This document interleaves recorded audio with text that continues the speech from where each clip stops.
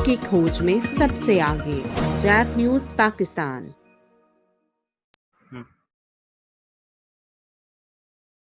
मैंने कॉलम पढ़ा, कॉलम में कॉलम निगार ने अपने गोरे कोलीग से पूछा कि तुम मुसलमान क्यों नहीं हो जाते। उसने मुस्कुराकर जवाब दिया, तुम मुझे कोई अच्छी सी रीजन दे दो, देन आई विल एक्सेप्ट इस्लाम, मैं इस्लाम कबूल कर लूंगा। तो वो कहते हैं कि मैंने उसे इस्लाम की हकानियत और नबी करीम सल्लल्लाहु अलैहि वसल्लम की जिंदगी के बारे में बेशुमार वाकयात सुनाए। मैंने उन लोगों का हवाला भी दिया जो ईसाईयत, यहूदियत, बुद्धिज्म और हिंदू मत छोड़कर मुसलमान हो गए थे। मैंने उसे ये भी बताया कि तुम मुसलमान होने के बाद सीधा जन्नत में जाओगे, और बड़ी तवज्जो से वो मेरी बात सुनता रहा। मैं खामोश हुआ तो उसने हंसकर कहा, हमारी कंपनी में 2 दर्जन मुसलमान हैं, तुम मुझे किसी एक का हवाला दो जिसको देखकर मैं मुसलमान हो जाऊं। वो कहते हैं कि मैं हैरत से उसकी तरफ हक्का बक्का होकर देखने लगा तो वो बोला, तुम मुसलमान अगर मिलकर भी इखलाकी लिहाज से हमारे किसी क्रिश्चियन साथी का मुकाबला कर लो तो मैं मुसलमान हो जाऊंगा। वो रुका और उसके बाद वो कहते हैं कि मुझसे पूछा, क्या तुम लोग हलाल खाते हो? तो वो कहते हैं कि मैंने सीने पर हाथ रखकर जवाब दिया, अल्हम्दुलिल्लाह, मुसलमान हराम नहीं खाते। उसने कहका लगाया और बोला, तुम्हारी बात चिकन की हद तक तो दुरुस्त है, लेकिन जहां तक काम से मोहब्बत, कंपनी के साथ वफादारी और आमाल का ताल्लुक है, मैंने तुम में से किसी को हलाल खाते नहीं देखा। दफ्तर आने का वक्त 9 बजे और छुट्टी का वक्त 5 बजे, लेकिन तुम लोग हमेशा 5-10 मिनट लेट आते हो और जल्दी निकल जाते हो, जबकि मैं रोजाना 8:45 बजे दफ्तर पहुंचता हूं, अपना सामान डेस्क सेट करता हूं, कोट उतार कर लटकाता हूं, लैपटॉप ऑन करता हूं और ठीक 9 बजे काम स्टार्ट कर देता हूं। मैं शाम 5:30 बजे दफ्तर से निकलता हूं, आधा घंटा अपनी चीजें समेटता हूं, मेज और डेस्क साफ करता हूं, कुर्सियां सीधी करता हूं, पर्दे सीधे करता हूं, लाइट्स ऑफ करता हूं, दराजे लॉक करता हूं, फिर दफ्तर से निकलता हूं, जबकि तुम लोग 4 बजे काम बंद कर देते हो और घंटा टहल टहल के गुजारते हो और डेस्क साफ किए बगैर और अपनी चीजें समेटे बगैर निकल जाते हो। हम यूरोपीय लोग अपना बाथरूम खुद साफ करते हैं, कमोड तक साफ करके बाहर निकलते हैं, दफ्तर की लाइट्स बंद करते हैं, पौधों को पानी देते हैं, अपनी प्लेटें उठाकर रैक में रखते हैं, जबकि तुम लोग जूठे बर्तन मेज पर छोड़ के चले जाते हो, फ्लश तक नहीं करते, और अगर कर जाओ तो फर्श गीला कर देते हो, सिंक में पांव धोते हो और पूरे वॉशरूम का फर्श गीला कर देते हो। तो वो कहते हैं कि मैंने आप में से किसी शख्स को लाइट्स बंद करते नहीं देखा। आपके लोगों के डेस्क पर पूरा एक मेस होता है, दस्तरखान होता है, कोई चीज तरसीब से नहीं होती है। आप लोगों के लिबास पर भी सलवटें होती हैं और हाथ भी गीले होते हैं। आप लोग दूसरों की तरफ देखकर मुस्कुराना भी जुर्म समझते हो। काम लटकाना आप लोगों की आदत है और काम के दौरान गप लगाना आप लोगों का मशगला है। आप लोग खाना भी निहायत बदतमीजी से खाते हो, मुंह से चिप चिप की आवाजें निकलती हैं और चाय भी शड़प शड़प करके पीते हो।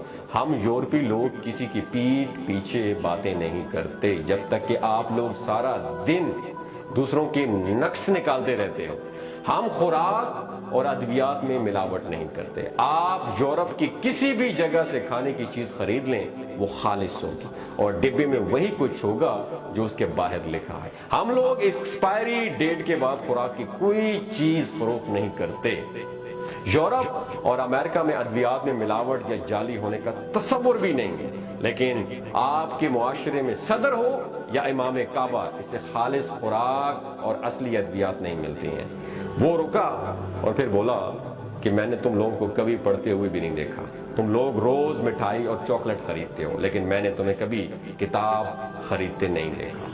किताब और इल्म से ये दूरी मेरे लिए हैरान कौन है। हम मुर्गी हो या गाय ज़बह करते हैं जब ज़िबा खाने हो, शहरियों को उसका खून नजर आता है और ना ही ओजड़ी, जबकि तुम लोग रोजाना गलियों और बाजारों में जानवर ज़िबा करते हो और उसे नालियों में तड़पने के लिए छोड़ देते हो और आखिर में उसकी आलाइशें चौकों और गलियों में फेंक कर चले जाते हो और उन्हें कुत्ते, कौवे और चीलें भंभोड़ते रहते हैं। तुम तनूर पर चले जाओ या कसाब की दुकान पर, वहां मक्खियां और काकरोच तुम्हें वेलकम करेंगी। तुम अपने मौलवी हजरात को देख लो, उनका लिबास गंदा, हुलिया बेपरवाह और पेट حدیں کراس کرتا ہوا نظر آئے گا۔ سوال یہ ہے کہ جو شخص اپنے 6 فٹ کے قد پر اسلام نافذ نہیں کر سکا، اس سے مجھے کتنا ایمان مل جائے گا؟ اور آخری بات، کیا تمہارے معاشرے میں عورتوں، بچے اور کیا جانور یہ محفوظ ہیں؟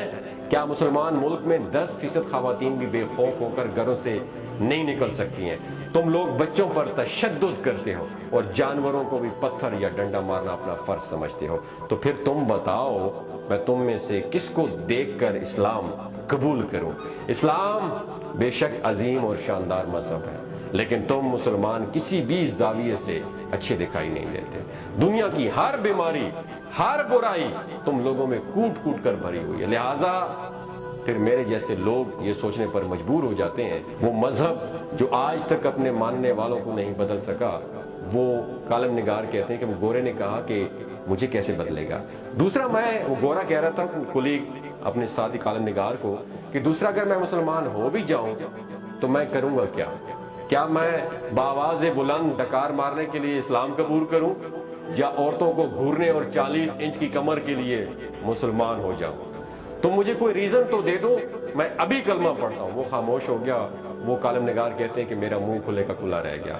شیخ فرید صاحب رکے، یہ کالم نگار تھے، ان کا نام تھا شیخ فرید صاحب، رکے، پھر لمبی لمبی سانس لے کر بولے، میں اس گورے کی باتوں پر آج بھی شرمندہ ہوں، اور میں نے اس کے بعد کسی غیر مسلم کو تبلیغ نہیں کی، اور میں یہ مانتا ہوں کہ میں 84 سال کی عمر میں خود کو مسلمان نہیں بنا سکا، میں اسلام کے معیار پر پورا نہیں اتر سکا۔ اب سوال یہ ہے کہ اس گورے نے کون سی بات غلط کی تھی؟ آپ سے پوچھ رہا ہوں، کیا ہم مسلمان ایسے مسلمان نہیں ہیں؟ دنیا میں ہر سال صفائی پسند، پرسکون اور پرامن ملکوں کی فہرست شامل ہوتی ہے۔ خوش رہنے، کام کرنے اور سستے ترین ملکوں، تعلیم، انسانی حقوق، انصاف، ماحولیاتی نفاست، پینے کے صاف پانی، خالص خوراک اور کامیابی کے برابر مواقع پر بھی ڈیٹا شائع ہوتا ہے، اور تمام غیر مسلم ملک ان شعبوں میں ایک دوسرے کا مقابلہ کرتے نظر آتے ہیں، مگر میں نے کبھی اسلامی ملکوں کو اس فہرست میں نہیں دیکھا۔ تعلیم ہو، صحت ہو، صفائی ہو، انصاف ہو، انسانی حقوق ہو، رواداری یا بھائی چارہ ہو، خدمت یا اخلاقیات کے شعبے ہوں، یا پھر کتب بینی یا ہنرمندی، اس میں کبھی سعودی عرب یا پاکستان کا نام نہیں آیا۔ ہم پورا عالم اسلام سال میں جتنا کاغذ استعمال کرتے ہیں اتنے کاغذ امریکہ کا ایک شہر بوسٹن ریسرچ پیپر میں استعمال کر دیتا ہے۔ کتاب خواہ اسلام کے بارے میں کیوں نہ ہو، لیکن اس کے سب سے زیادہ خریدار امریکہ اور یورپ میں پائے جاتے ہیں۔ قرآن مجید اور احادیث پر سب سے زیادہ ریسرچ یورپ میں ہو رہی ہے۔ خانہ کعبہ کے فرش کا ماربل بھی یورپ سے امپورٹ ہوتا ہے، اور اسے اٹلی کی کمپنیاں کاٹتی اور پالش کرتی ہیں، اور یہی اسے فرش پر لگواتی ہیں۔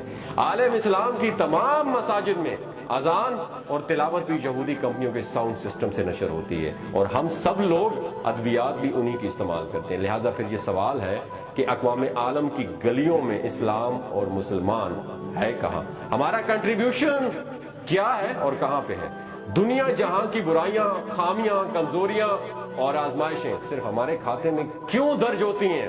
وہ قوم جو اپنے مسلمان بھائیوں کو اسلام کے نام پر قتل کر دیتی ہے اور مسجد پر حملہ کر کے 200 نمازیوں کو شہید کر دیتی ہے، کیا وہ اسلام جیسے عظیم مذہب کو ڈیزرو کرتی ہے؟ ہم مسلمانوں کی زندگی میں بھی اسلام کہاں ہے؟ یہ جو اس کالم میں یہ باتیں بتائی گئی ہیں، باتیں تو سچی ہیں، پر ہمیں شرم نہیں آتی۔ ہم ڈیٹ لوگ ہیں، خود علم نہیں ہوتا، کتاب پڑھنا تو دور کی بات، ہاتھ بھی نہیں لگاتے، اور دوسروں سے ہر بات پہ ریفرنس مانگ رہے ہوتے ہیں۔